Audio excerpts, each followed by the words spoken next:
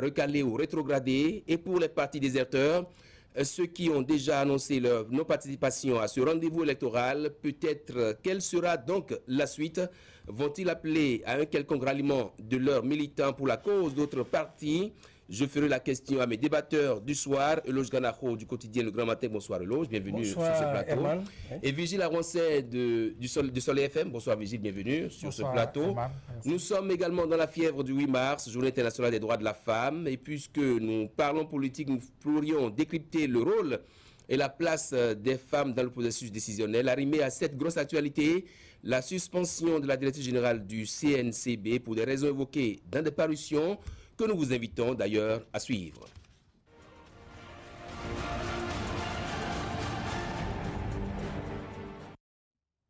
Et nous démarrons ces une des journaux par le quotidien La Nation, opération extérieure de l'armée, la fin des déviances et injustices sifflées. Et puis GIF 2020 au ministère de l'Agriculture, de l'Élevage et de la Pêche, les potentialités agricoles des régions révélées. On passe au quotidien Le Matinal, limogeage de la directrice générale du CNCB, les faits reprochés à Alimatou Badarou et puis dépôt des dossiers pour les communales et municipales. Jour J à la Sénat. Le Soleil Bénin Info, mauvaise gestion du CNCB, les dessous de la suspension de la DG Badarou. Le Télégramme, Conseil national des chargeurs du Bénin CNCB, Alimatou Badarou, emporté par ses dernières déclarations. C'est une grosse interrogation. Et puis le potentiel, suspension de la DG Alimatou Badarou, Khekhoumen nettoie l'écurie du CNCB, les vraies raisons de son éviction. Parlant bien sûr de la directrice générale du CNCB. Matin libre, instabilité à la tête du CNCB, à quand l'oiseau rare pour la rupture? Point d'interrogation. Et puis condamné avec sursis, Edgar Guidibi recouvre sa liberté. On passe à un autre quotidien. Bénin intelligent, dépôt de dossier de candidature communale 2020, date butoir à la Sénat, les scénarios possibles. Libération, dépôt des dossiers de candidature pour les communales, un mercredi de toutes les affluences à la Sénat ce jour. Fraternité pour finir, municipale et communale du 17 mai 2020, le jour le plus long pour les candidats.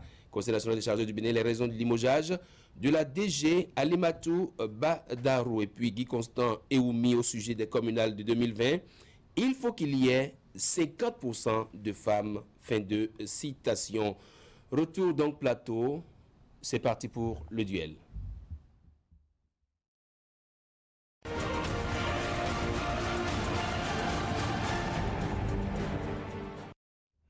Je l'annonçais tantôt, le compte à rebours est déclenché pour les formations politiques. Est-ce que vous avez la même lecture, vous, Vigile Aroncet?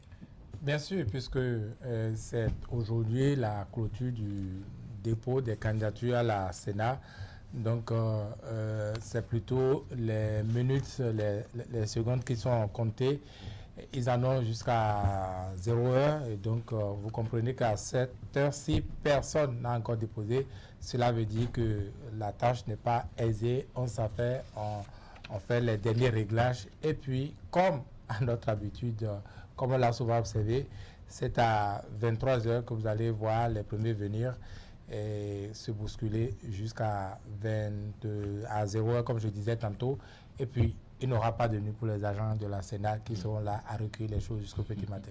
Nuit blanche à la Sénat, la nuit au long couteau comme on en a l'habitude à l'Assemblée nationale. Qu'est-ce qui va se passer ce soir? Ce qui va se passer est que certains partis, certainement vont déposer des dossiers, parce que nous n'allons pas rester dans l'hypothèse selon laquelle il n'y aura aucune liste de candidature à la Sénat. Dans ce cas, pas d'élection. S'il n'y a aucune liste, puisque jusqu'à présent, hier et jusqu'à présent, il n'y a pas de dossier de candidature à la Sénat. Donc si ça doit continuer comme ça jusqu'à minuit, la porte est fermée, cela suppose qu'il n'y aura pas d'élection. Est-ce que sans liste de candidature, on peut aller aux élections? Non, Herman. Donc, actuellement, est-ce qu'on peut envisager ce scénario-là où il n'y a aucune liste à la Sénat ce soir à 0 heure? Ça peut arriver, mais actuellement, je ne pense pas.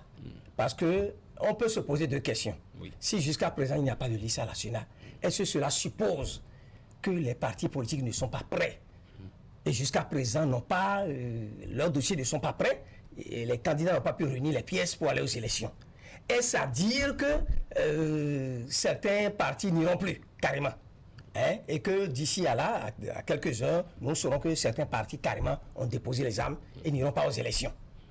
Mais ce qui est plus plausible, c'est que, bon, la plupart, l'habitude, c'est que, vous avez dit, le compte à rebours a commencé, c'est les dernières heures qu'il commence par se bousculer, les courses au fol à la Sénat. Nous sommes habitués à ça. Oui. Ce n'est pas une bonne chose, mais peut-être que certains également ont commencé par se dire raisonnablement qu'ils n'y peuvent plus, parce que vous savez que si nous admettons qu'avec les années d'expérience que nous avons eues, avec les élections au Bénin, certains partis politiques, par stratégie, choisissent les derniers moments pour déposer. Les dernières minutes pour déposer le dossier. Il y en a certainement qui ont des difficultés compte tenu des nouvelles contraintes de la nouvelle loi électorale. Tout à fait. Ce sont 3630 dossiers pour les 546 arrondissements.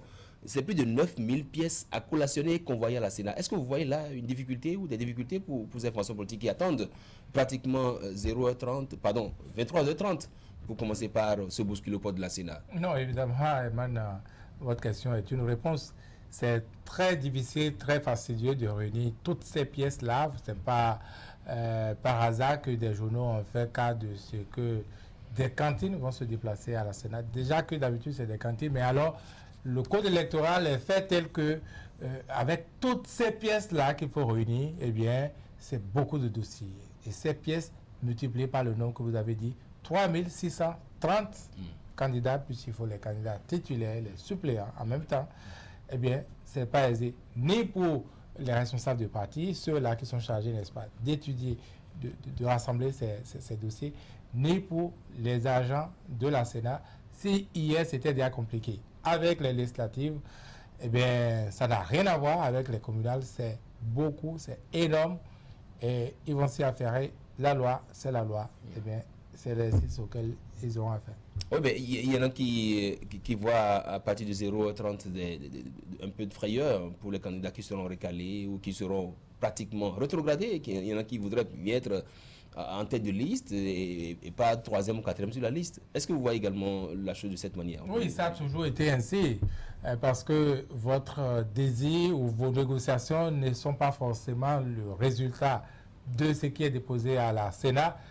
Certains n'ont pas la possibilité de découvrir au sein de leur parti la vérité des positionnements, et c'est quand c'est même rendu public, n'est-ce pas, qu'on découvre que oui, au lieu de la tête de liste pour laquelle on s'était battu, pour laquelle on a dû investir ceci ou cela, ce n'est plus ça au finish.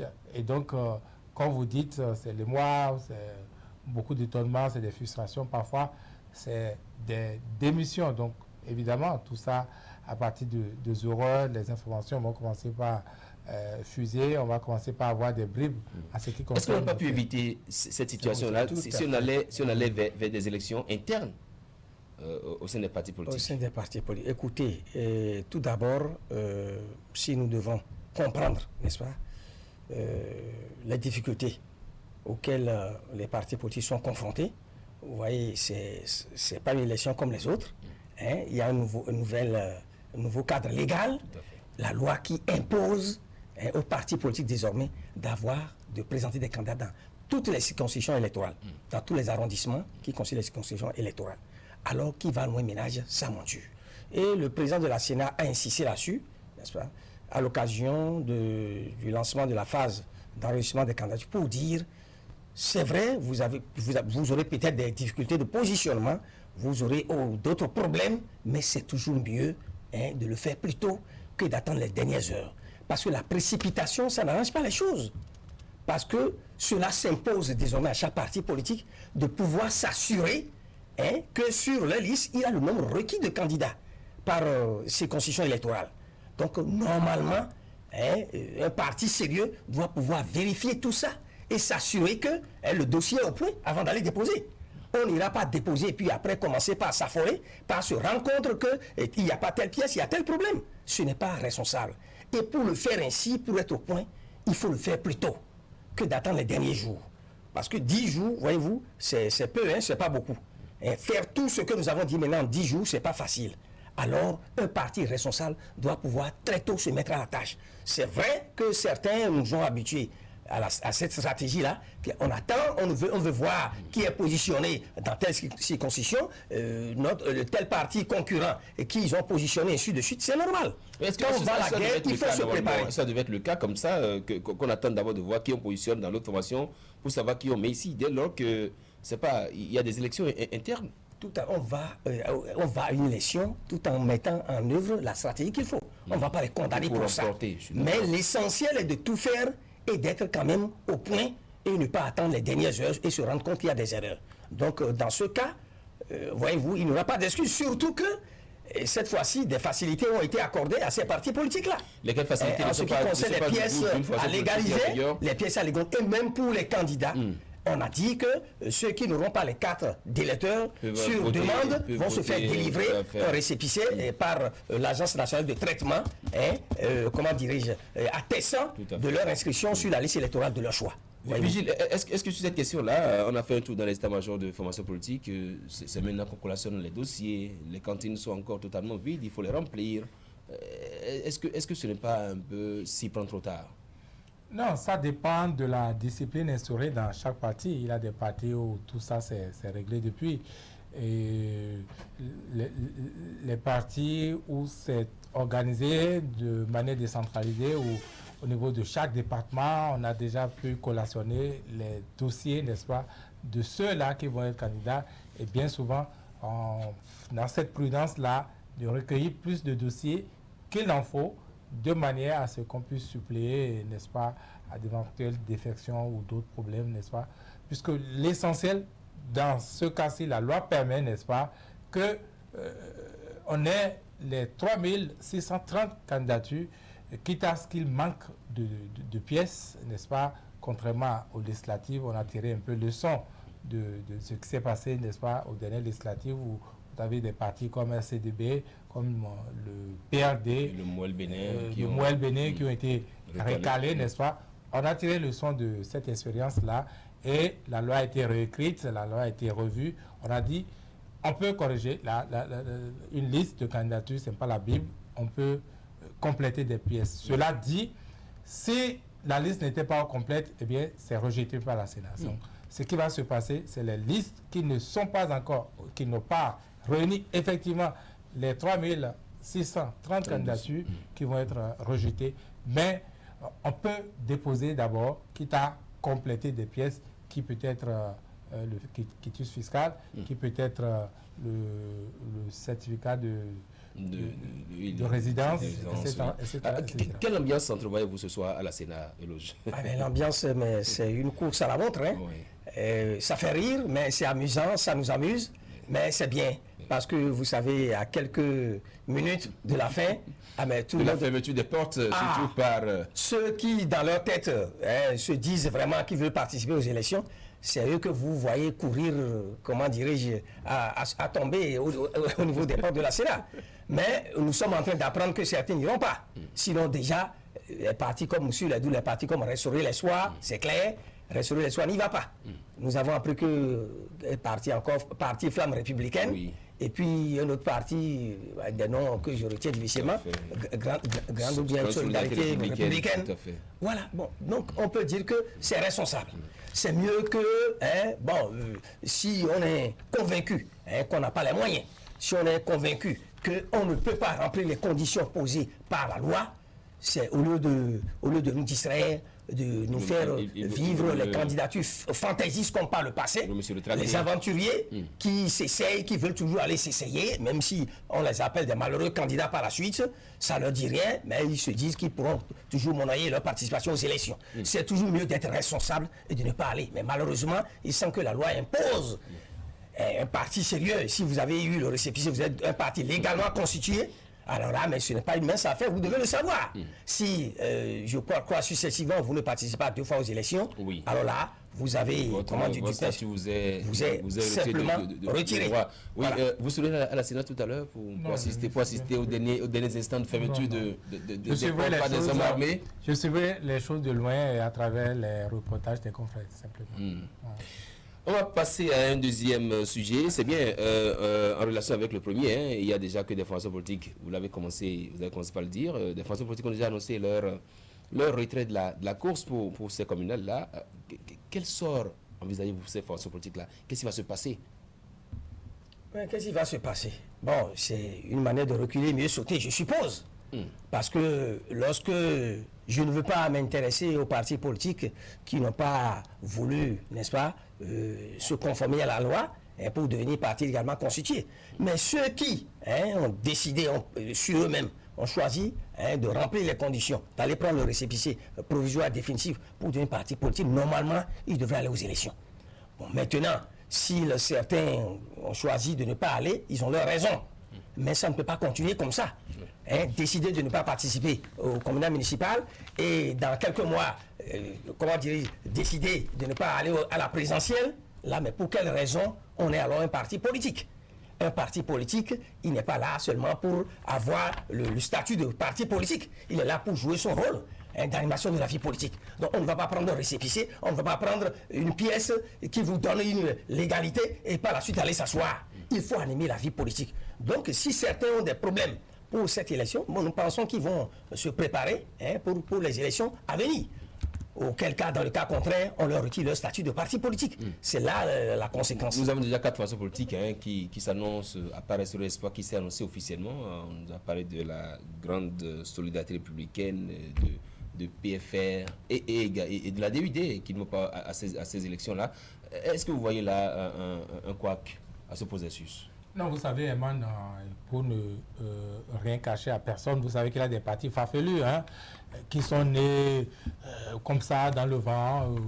C'est pas pour rien que mon confrère ne retenait pas les noms. Moi non plus, je ne connais pas les noms. Voilà, c'est des partis qui sont nés comme ça, dans un contexte comme pour justifier ceci ou cela. Ces partis, il n'y a pas d'étonnement, vont mourir d'eux-mêmes parce que la loi aussi prévoit cette aberration, je trouve. Mais je comprends l'intention quand même. Vous êtes parti politique parce que vous animez la vie politique. Et l'animation de la vie politique, l'expression, c'est que vous puissiez participer à des élections.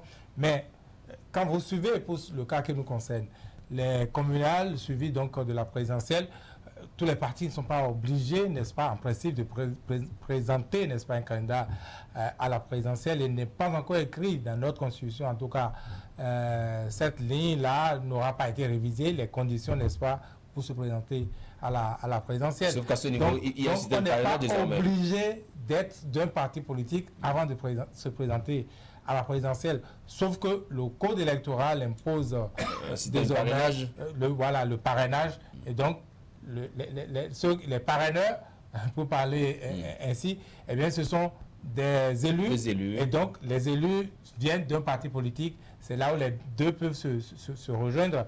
Mais est-ce qu'on peut imposer à des partis politiques d'avoir à chaque fois de candidats pour 2 élections successives?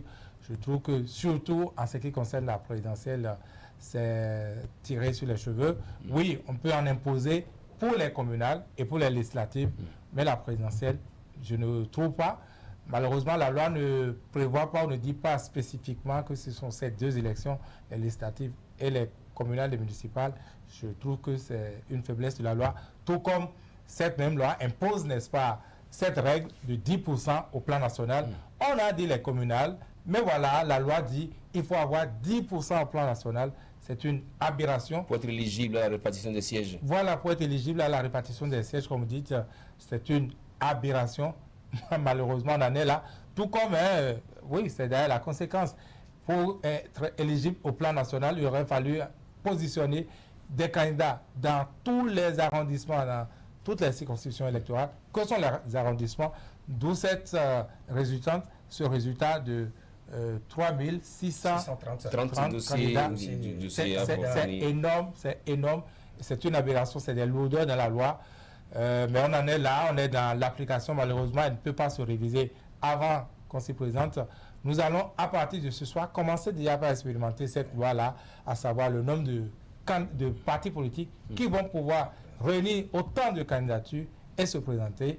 Et le reste, on se voit après, on va tirer les conséquences. Oui. Ah oui, là, Qui dit que ces partis politiques veulent reculer pour mieux sauter. Ah oui, et ne pas plus sauter pour les communales. Vous pensez qu'ils pourront sauter pour la présidentielle? Là, on demande un système de parrainage. C'est pas une fin en soi. C'est pas une fin en soi. On peut toujours, on peut ne pas aller au municipal, au communal, mais quand même se préparer pour l'avenir. Parce que les lois qui existent aujourd'hui, elles ne vont pas rester éternellement. C'est les hommes qui ont conçu les lois et elles peuvent changer un jour.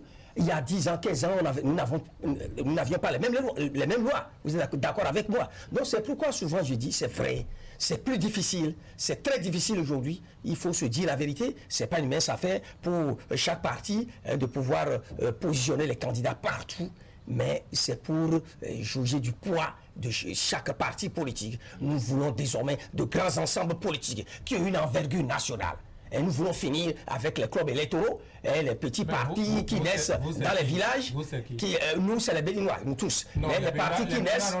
Écoutez, les Béninois, nous avons choisi des représentants qui vont voter à notre place. On dit les représentants du peuple. Les représentants vous êtes d'accord avec moi, mon cher confrère, vous êtes d'accord avec moi que depuis 1990, nous avons fait l'option du multipartisme intégral. Nous l'avons expérimenté. Tout n'est pas bon.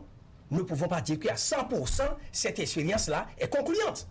Et les partis politiques, en matière de fonctionnement, les problèmes que nous avons relevés, nous sommes d'accord aujourd'hui qu'il y a eu des avancées, mais il y a également des faiblesses. Et on ne va pas s'asseoir pour dire que, bon, une fois que c'est une option qu'on a retenue depuis 1990, il ne faut jamais changer.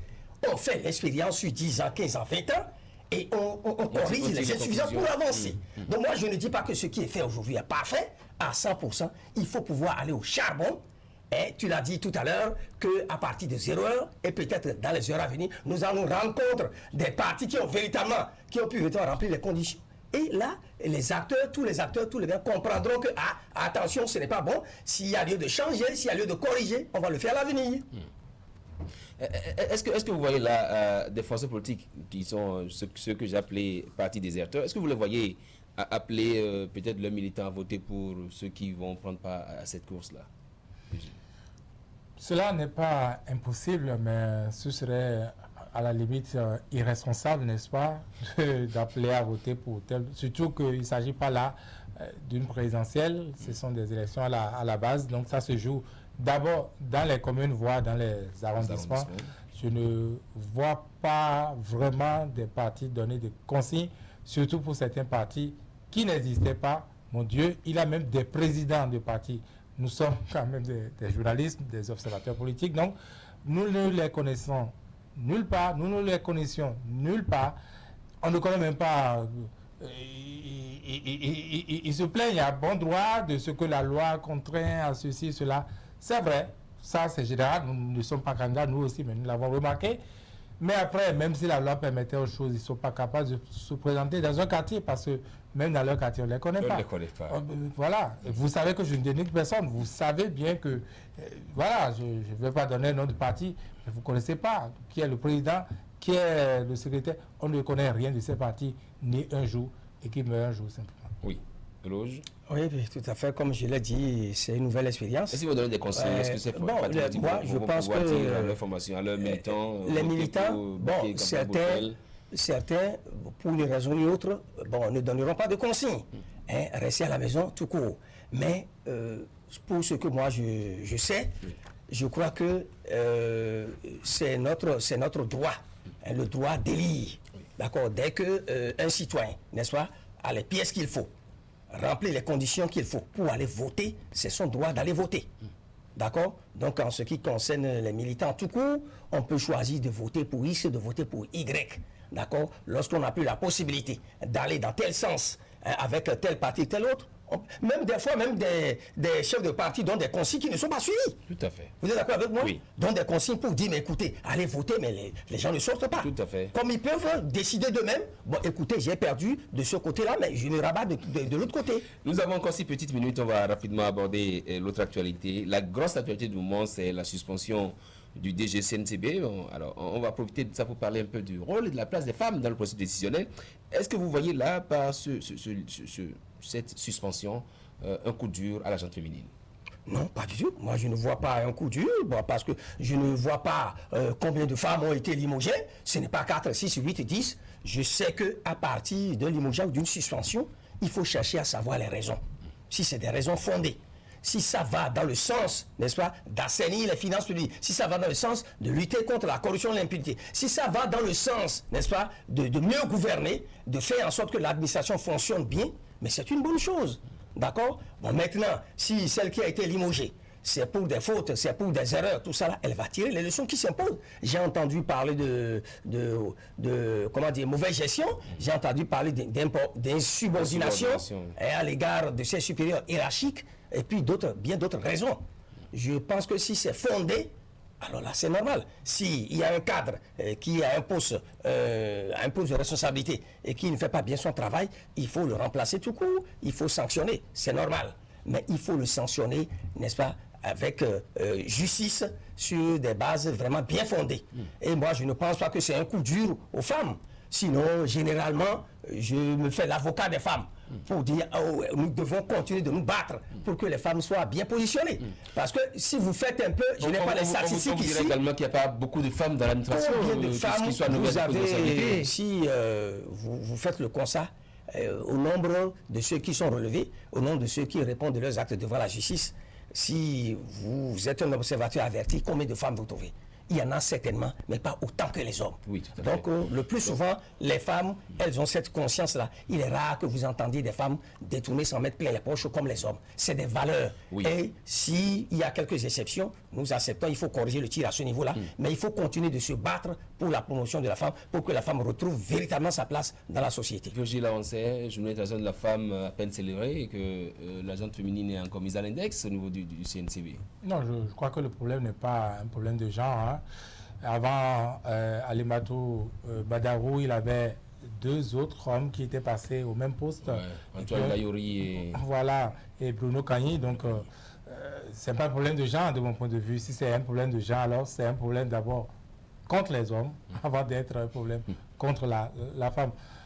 Je crois que le problème, de mon point de vue, se situe beaucoup plus dans la discipline qu'on peut observer quand on est à un poste comme celui occupé par Dame Badarou. Elle a soulevé des problèmes parce que vous savez comme moi que pour de ces cas-là, il ne faut pas aller chercher, n'est-ce pas, la raison dans ce qui vous est dit officiellement. Pas forcément, ça peut ne pas être la vraie raison. Ce qu'on sait, c'est que cette dame, n'est-ce pas, est allée sur une chaîne de télévision en ligne, a fait des déclarations.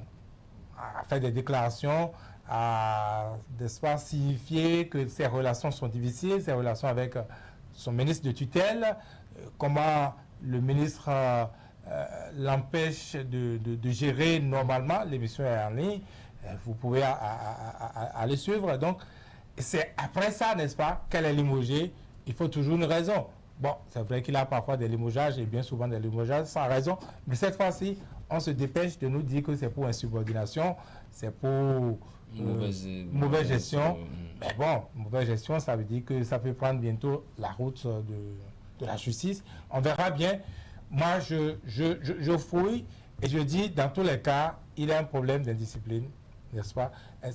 Quand je dis problème d'indiscipline, même s'il a de tels problèmes, est-ce que la dame était fondée à aller dire ça sur les zones de cette manière-là? Pour moi, non. Non, parce que c'est pas sur les zones, ça se règle. En tout cas, en le faisant, la conséquence, c'est qu'elle elle a eu là, n'est-ce pas? Cela dit, je ne dis pas qu'elle a tort par rapport au problème qu'elle pose. Mais aller poser ça là où elle a posé, eh bien, ça peut coûter ce que ça a coûté. Ça lui a coûté. Par exemple. Est-ce que vous ne voyez pas là un peu la place de la femme dans les instances de décision, vu que c'est une femme qui est positionnée, là, une femme qu'on connaissait, je ne sais pas, pour son militantisme et qui s'en va comme ça? Mais c'est dommage. C'est pourquoi moi, je ne voudrais pas généraliser à partir de son cas pour dire que c'est un mauvais grain. Alors là, bon, c'est un coup dur à toutes les femmes. Non, jamais. Bon, peut-être qu'il y a des erreurs, il y a des maladresses. Si je m'en tiens à ce que Vigile vient de dire tout à l'heure, on ne dit pas tout. Hein, quand vous êtes à des niveaux... Publiquement. Moi, je dis tout, hein. Voilà. Mais, non, quand vous êtes à des postes de responsabilité, il faut savoir tenir sa langue. De la retenue. Merci à vous, cher monsieur. Merci à vous, Vigile Avancé de Soleil FM. Merci à vous, Ghana Loge du Grand Matin. Merci d'être passé. C'était donc le duel. On se reprend juste après la demi-heure d'information. Ne quittez surtout pas.